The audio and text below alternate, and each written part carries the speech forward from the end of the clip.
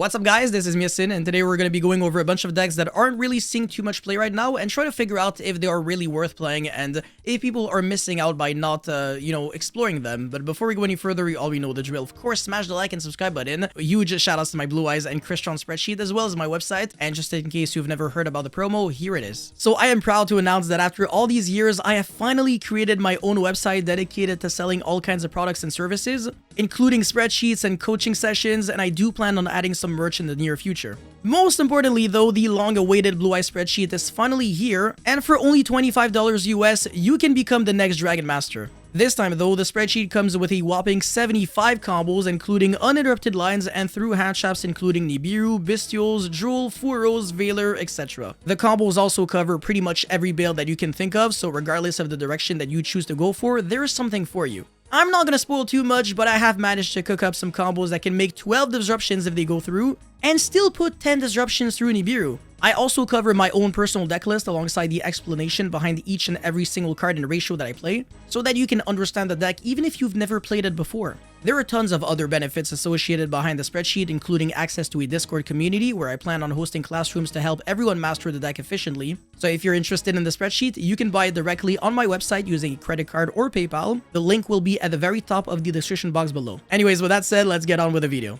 Alright, absolutely beautiful, and I really recommend looking into my website and everything that I offer, and again, I will be making it even better in the near future. But anyways, let's get right into it. So, the first deck that I wanted to cover, or I guess the first two decks, are two decks that have a lot of common traits, so they're both Fiend Smith decks, Magical Musketeer as well as a Primate Fiend Smith. So both of these decks, you know, they have a lot of one-card combos, which is really cool. They can play a lot of handshots, nearly 20 handshots in a 40-card deck. That's really impressive. And I mean, this has already won a YCS in the past, Magical Musketeer Fiend Smith. So we already know that it has a lot of potential in a combo format or in a mid-range format, whatever, just because the Fiend Smith engine is so recursive, so incredibly good. And unless your opponent bestials all like your Fiend Smith monsters, you're usually kind of fine. So I think it's a great deck for sure. The reason why it's not seeing too much play is because, well, I guess one really garbage reasoning, like this one doesn't really count too much, but if you summon Magical Musketeer Max, the Link 1 going second, and your opponent has Blue Eye Spirit Dragon on the field, you're only summoning one monster.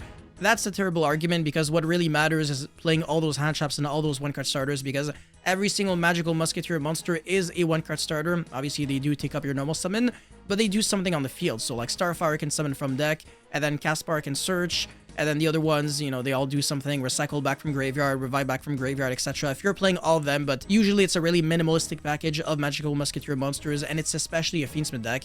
And you can kind of argue it's the same thing with Primate Fiend Smith. You're playing a very small Primate package, but thanks to Barrel being able to set the load and then surge the roar, you can summon White Dustin, and then White Dustin is a Light Fiend monster that also enables your Fiend Smith combo. And then the deck also has to play a second normal monster such as Summon Skull so that you can make a Caesar with it, an Engraver or an Echoker Princess, or Alexandria Dragon, which is a level 4 Light Dragon, and you can use Alexandria Dragon and a Bestial monster to make a Light and Dark Chaos Angel, which is quite devastating. So I think Primate in the right hands, it can be good. The only issue is that you have to play a lot of normal monsters and a lot of bad cards overall, and that's the reason why people are typically looking a little more into Fiend Smith Raziel.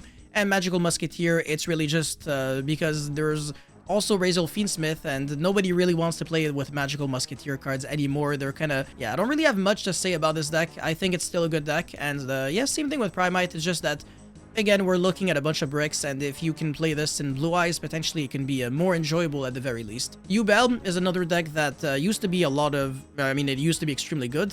It is still really good. I mean, the ceiling level didn't really change. Like, Phantom of Yubel is at 1, but apart from that, the deck is even more consistent because Opening of the Spirit Gates is now a 3, which means that you can go back to playing Chaos Summoning Beast. You can play more one-card starters in your deck. You got 3 more one-card starters, but you do have 1 more brick, but now Opening of the Spirit Gates is no longer a brick, so actually it ends up being the same. So that's, if anything, even better for you playing Yubel. The only issue again is that you run out of Phantom of Yubels really quickly, so that can be a little frustrating, and this deck gets kind of bullied by handshots, it is sad to say.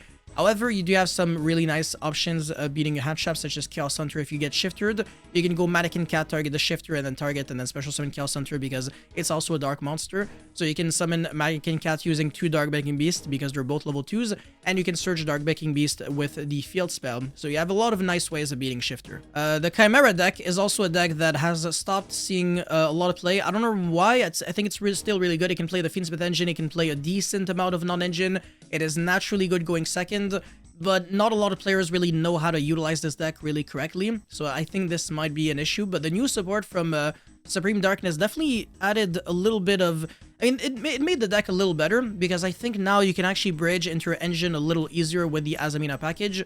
I'm just not 100% sure of what it does yet, but I do know that some people play a decent amount of illusion monsters in their deck. So you can search the Apprentice Illusion Magician, and then that can search the Azamina LZ, and then you can start going to like Synchro or Fusion Plays, whatever, and do all kinds of things. So this deck has infinite potential, but it's a really underexplored deck, so if you can be the next Chimera player, rather Chimera Master, that's what really matters, you could probably do some wonders with the deck. Melodious, okay, I'm gonna have to say something very interesting about this deck.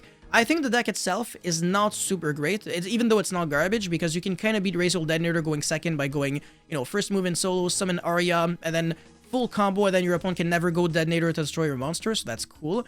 And then Ostinado, the main card of the deck, I think, because of the existence of this card, the Melodious deck is destined to be better off as an engine than it is as a deck, and we will never stop seeing Ostinado being played in Yu-Gi-Oh! It's kind of like the modern branded fusion, but with less bricks because there's no Fallen of Albaz. You also play more normal summons in your deck, so it kind of ends up being the same, but it doesn't lock you under anything. Like, you can use Ostinado, you get stopped or you don't get stopped, you can still summon everything, whereas branded fusion, you get locked under fusions only the turn you activate it. So yeah, I think the Melodious engine is definitely something that you can look into, and as a matter of fact, just a little hint right here, or I guess a little advice, or just a little idea rather. If you want to, you can even play a bunch of engines combined, like you can play, for example, Melodious Fiend Smith or Melodious Primite. You know, just a bunch of good engines that are good on their own, that generate a lot of interruptions, that play a lot of starters, and then you play like 20 hand shafts, and then you call it a deck. This is a Yu-Gi-Oh! Right now. This is what this game is turning into. So if you can just mimic this formula, you're gonna have a lot of success for sure.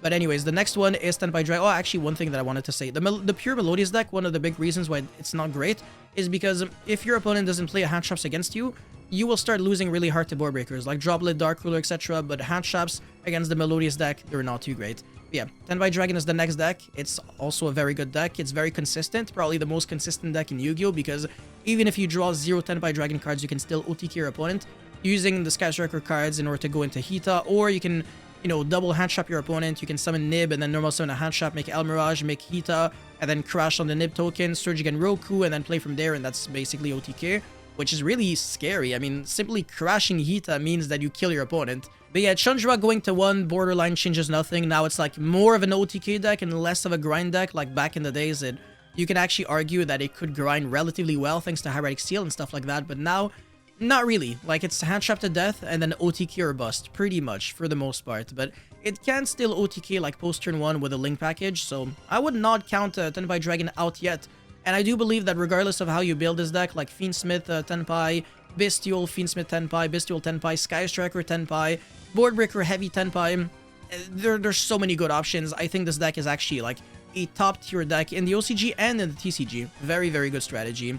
Despia is next, and I don't really believe too much in this deck, but just so that you know, the deck can still kind of Gimmick Puppet Nightmare lock you, so it can summon DD Orthros, which is worse than Gimmick Puppet Nightmare because you can still summon Fiend monsters under DD Orthros.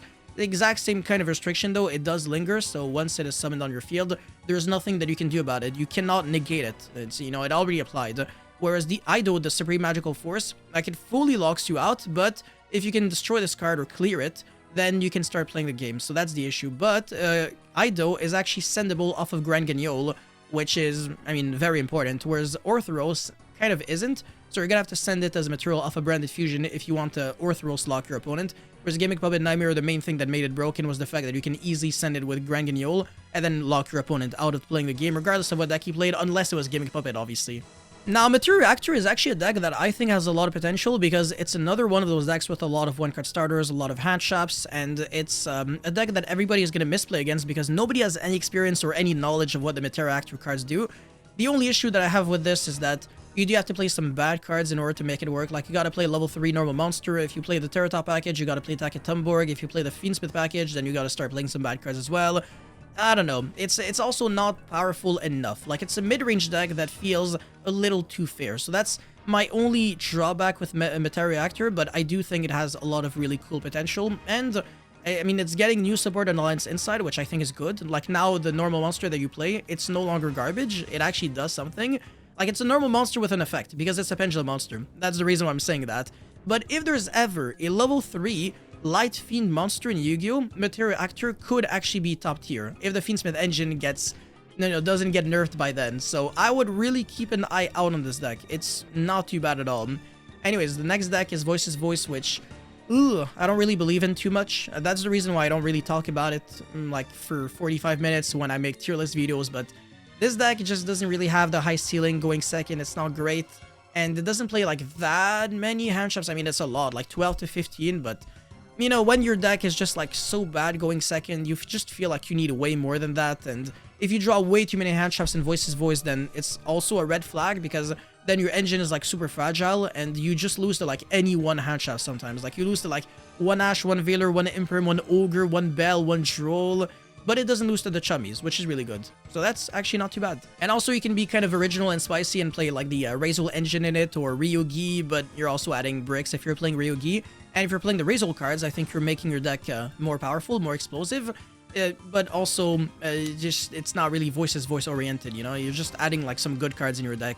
And I guess you can kind of say the same thing with Nadir Servant, but Nadir Servant is actually good, like in the Voice's Voice deck, because you send Herald of Arclight that can get you your stuff going. So that's the reason why it's not exactly the same thing. Goblin Biker, it's a deck that I don't really believe in too much. People have been saying that this deck was really broken against Raziel, but I disagree. I think the matchup is not even that good.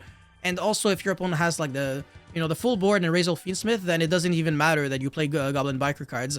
Like, you go Dog Charger effect in the hand, your opponent goes Caesar Negate, and then you're going neg 1 every single time you're using the effect of something. So it really doesn't matter, and also this deck going second, a little questionable, but it does have a really good Purrely matchup. That's actually really nice. You detach the level 1 cat, and then the Purrely Noir is no longer a quick effect, so now it's actually game over.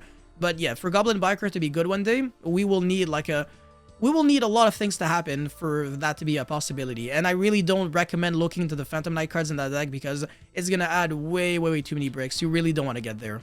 Kashtira is a deck that is really similar to like Magical Musketeer, so you can play the Fiend Smith engine in it, and it's really good. And Kashtira Unicorn is one heck of a card, Fenrir is one heck of a card. The only issue is like the other Kashtira monsters are not really good, ironically, so you're playing like a Kashtira deck with a lot of garbage cards. So if you can really keep it minimalistic and just play like Unicorn, Birth, Theosis, Fenrir, and then play some Fiend Smith cards, I think you are off to like a relatively good position, and then you can play a lot of hand traps. But then you also feel like you don't have enough, ways of stopping your opponent. I don't know, maybe that's just me. But I think this deck can really be good in the future as well because of the Regenesis engine that's gonna come out. You can start revealing Unicorn to like summon your big boy, or like special summon your Regenesis monster since you control a monster with 2500 attack. That's really nice. So yeah, look into the Kashtira cards for the future. The Spright deck, really good. Again, huge potential because, I mean, every single time there's a good level 2 monster, this deck is always the first deck that can abuse it, and it can also play Shifter, and it can play Ibli, and you can play going second Spright and just OTK your opponent, very similar to like Tenpai. And nobody's really gonna see that going. Like, if you make them go first, they're gonna expect that it's Tenpai, or... Yeah, honestly, this is like the only going second deck, so if it's Spright, then, again, you're gonna steal a lot of games for free. Ritual Beast and Sword Soul are both Protoss decks, so I'm gonna put them in the same category. I think Ritual Beast is better than the Sword Soul as a Protoss deck. The only issue is that this deck loses to literally every single Chummy in existence, and it loses to Lancia, and it loses to Chaos Hunter, and it loses to Nibiru. It has way too many flaws, but it doesn't really lose too much like Ash, Veiler, Imperm, like the baby hand traps. They're not the best. And this deck can play Shifter remarkably well. It is the best Shifter deck in the existence of Yu-Gi-Oh! Because it actually benefits off of Shifter. Like this time, if you have Shifter and Rempengu, it's the exact same thing as just having like Kanahawk. You full combo, like way better. So that's really awesome with the deck, but it's really complicated. You're gonna have a headache if you play this deck for like too long. But it's the kind of deck where if Malice disappears and people stop playing Molchim Nialis and Artifact Lancia, I can see Ritual Beast becoming better over time. And Sword Soul, I mean, we need like more Sword Soul cards, I think, because the new Tenyi cards are cool and all, but it's not enough. So that's like my big problem with Sword Soul Tenyi. It's just, it gets carried by the Sword Soul cards. The Tenyi cards are nice going second, but yeah, not good enough going first. A lot of useless effects more often than not. Like, I don't care if I have a Vishuda in my graveyard. Who cares? I'm not trying to use it anyways. Like, there's nothing to bounce, so like, give me a break. Anyways, Purrely, I already kind of talked about it. It's a really good deck, a lot of potential, but as long as it has to deal with Dimensional Bear, it will be kind of behind, unfortunately. But it's really good going first and second overall, and it can play a decent amount of an engine overall. And I think eventually we will get back a Sleepy Memory. I think it's Sleepy Memory that's semi-limited, and Delicious Memory might also be semi-limited. I'm not... yeah, okay, so Sleepy and Delicious are both 2. Yeah, okay, alright, sure. So yeah, Purrely does have a little bit, some more cards till I get back, and then it can really become, like, cracked again, I think, actually, if we get back one copy of each of these cards. Anyways, the last card is, the last deck is a Centur-Ion, and it's a deck that can play a huge amount of hand traps, just like, you know, everything else, like Primate Fiend Smith, Magical Musketeer, Melodious, Materiactor, etc. Centur-Ion is pretty much the same, potentially even more hand traps, and you can play the Bestial Engine. You can use Lobelion as a synchro material because it's a level 8, and your Chimera is a level 4 tuner, so you can make your Auxilla and stuff like that and play from there. But this deck is so weak going second. Like, if your opponent can play through the hand traps, then you're basically hand looping yourself, and if you play like a really large Bestial package, and if you're playing against Malice, then you're mega hand looping yourself. Now you went from being in a bad position to being in an unwinnable position. So yeah, I don't know about that. Even though Regained is a really cool card against Malice, let's not sleep on that fact. And also, this deck can play Cosmic Blazar, which is correct against Tenpai Dragon. I don't know why I said Tenpai Dragon out of everything. It's good against everyone, but it can skip your opponent's battle phase, basically. So that's really broken against a battle phase deck. But yeah, that's it for this video right here, guys. Thank you so much for watching. Don't forget to like and subscribe. And let me know if you like any of these decks and if you feel like any of them is more worth exploring this format. And I'll see you guys very soon. Peace.